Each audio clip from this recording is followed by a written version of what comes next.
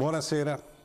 Da Milano a Palermo, passando per Reggio Calabria e Napoli, non passa giorno che la magistratura non scopra nuovi casi di corruzione, collusione con le mafie, lauree e appalti assegnati grazie a corruzione. Nel Consiglio regionale della Lombardia, 16 consiglieri su 80, il 20%, sono in stato d'arresto oppure inquisiti o indagati per corruzione, sfruttamento della prostituzione, abusi d'ufficio ed altre varie nefandezze. Quasi quotidianamente vengono arrestati o inquisiti dei politici e anche qualche giudici corrotti dalla malavita organizzata. La corruzione sta distruggendo il Paese. La Corte dei Conti dice che il costo della corruzione in Italia ormai supera i 60 miliardi di euro. Transparency International, l'organizzazione non governativa che misura la corruzione nel mondo, colloca l'Italia al 69° posto dopo il Ruanda ed è quart'ultima in Europa, davanti solo alla Grecia, Romania e Bulgaria. Se aggiungiamo a tutto questo l'evasione fiscale stimata attorno ai 120 miliardi annui e il giro d'affari delle mafie che viene quantificato in 180 miliardi, ci si deve chiedere come sia possibile che il Paese stia ancora in piedi. L'Italia è travolta dall'illegalità, ma gli scandali non sono solo di carattere giudiziario. Prendete il caso Guarguaglini, ex presidente di Finmeccanica, la più grande azienda pubblica in Italia. Questo personaggio è sotto inchiesta giudiziaria per fondi neri, come sua moglie Marino Grosso, amministratore delegato di Selex Sistemi Integrati, un'azienda del gruppo, pure lei indagata per corruzione e fondi neri.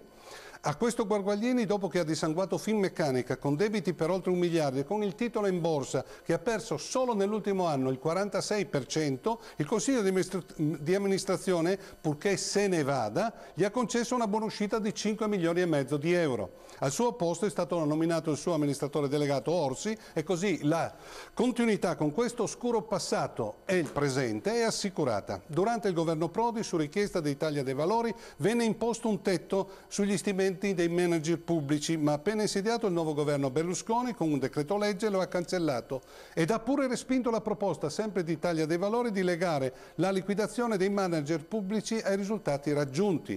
E così, mentre i risultati di Guarguaglini avrebbero meritato un calcio nel sedere, il suo CDA ha deciso di riconoscergli 5 milioni e mezzo di euro di buona uscita. Guarguaglini intascava uno stipendio mensile di quasi 400.000 euro. Scaroni, altro manager pubblico, amministratore delegato di Eni, prende oltre 350.000 euro sempre mensili.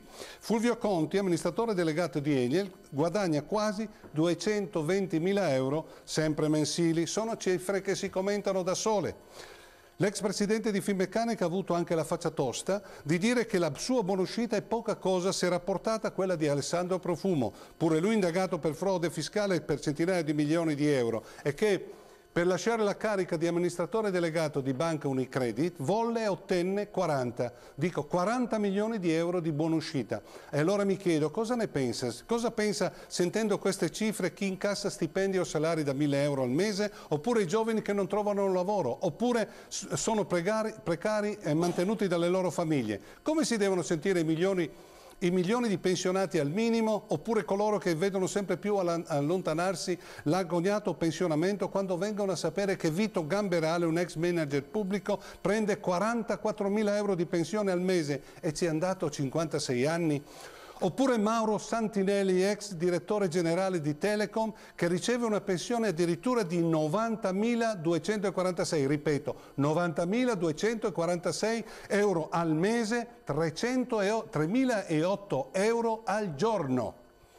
Oppure Giuliano Amato, ex di Tutto, che incassa mensilmente tra vitalizi e altre pensioni 31.000 euro sempre mensili. Io credo che questo andazzo non possa continuare, deve finire. Credo, come esiste in altri stati, si debba mettere un tetto agli emolumenti dei manager pubblici e di queste incredibili pensioni. Non possono esserci differenze così eclatanti tra chi ha tanto, troppo e chi ha pochissimo o quasi nulla. Non vale più la motivazione, io ho versato tanto e ricevo altrettanto. Se un cittadino nel suo percorso lavorativo è stato bravo e fortunato ed ha guadagnato molto e quindi ha fatto dei versamenti pensionistici importanti, per un minimo di equità sociale dovrebbe ricevere una pensione adeguata, ma con un tetto ben definito. Anche chi versa molto alla sanità pubblica dovrebbe fare lo stesso ragionamento. Io pago di più e voglio un trattamento sanitario migliore rispetto ai cittadini che pagano meno, ma sappiamo che negli ospedali pubblici il trattamento sanitario è uguale per tutti e allora serve una maggiore giustizia sociale. La regola deve essere che chi ha di più più deve dare di più. Non è più tollerabile che in un momento in cui si richiedono grandi sacrifici a tutti possano esistere questi scandalosi stipendi e queste pensioni, direi, immorali. Arrivederci a mercoledì prossimo.